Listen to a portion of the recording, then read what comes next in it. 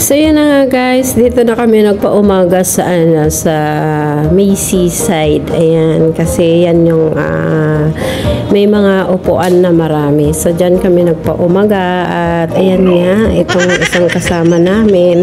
Ayan, naki-join din siya doon sa mga nag-exercise, doon sa mga may nagta-tai chi sa park. Ayan, so diba ang galing niya. Oh,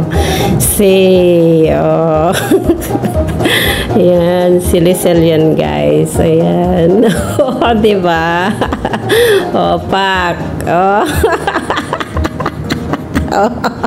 Untik pang natuwa guys. Ayan.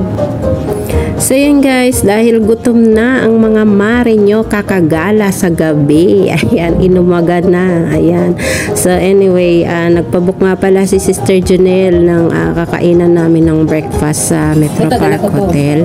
Ayan, super yummy at buffet siya guys. Super, ano pa rin siya, very, affordable at yeah, murang-mura lang siya. Ayan. So, guys, kung pupunta kayo ng Macau, mas maganda yung kung may mga kilala kayo doon, magpabook na kayo ng mga kainan nyo for breakfast, ganyan, lunch at dinner, para hindi kayo mahirapan sa mga sa mga kainan ninyo pag nagutom kayo, ganyan. Mas siya, convenient siya kaysa yung bibili kayo sa mga convenience store, ganyan.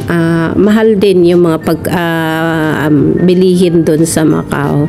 At saka kung magbabaon naman, pwede naman, kaya lang sobrang crowded sa Macau.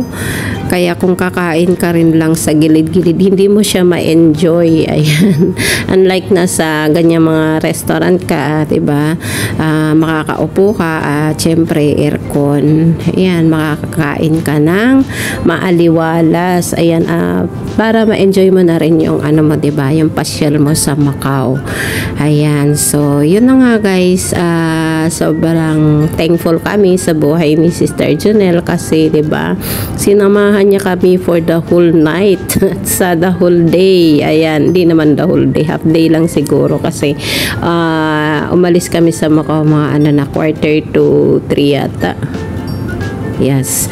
At yan, napakatibay niya guys, niya sa mga puyatan. Ayan, sobrang energetic ni Junel. Ayan, syempre thankful kami at yan, nagmamadali na nga kami dito guys kasi nga may mga place pa kami na mga hindi napuntahan. Ayan, mga casino daw. Ayan, so ayan, nagmamadali na kami at busog-lusog ang mga mare nyo. Ayan, gustuin man namin kumain ng kumain. Ayan, yan lang, sobrang busog na kami guys. Ayan, so yan lang.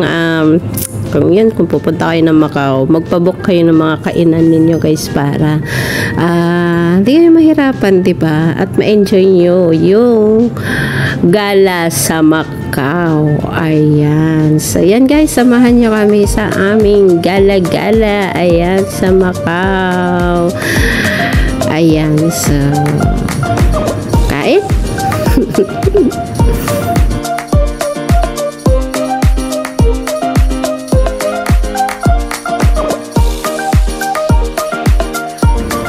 So yan guys, thank you for watching. At yan, kita-kits ulit tayo sa ating gala-gala sa Macau Part 3. Charas! Ayan, bye! Thank you!